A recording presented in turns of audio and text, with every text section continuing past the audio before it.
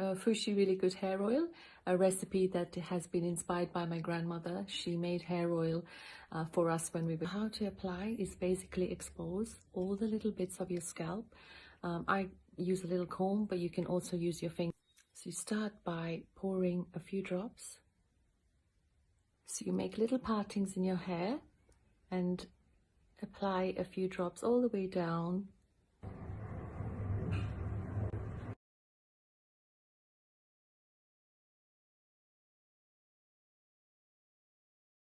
You can see I'm quite oiled up now, but you don't want to forget the back side just above your neck. To do that, usually I like to just pour and just massage it in and go generous.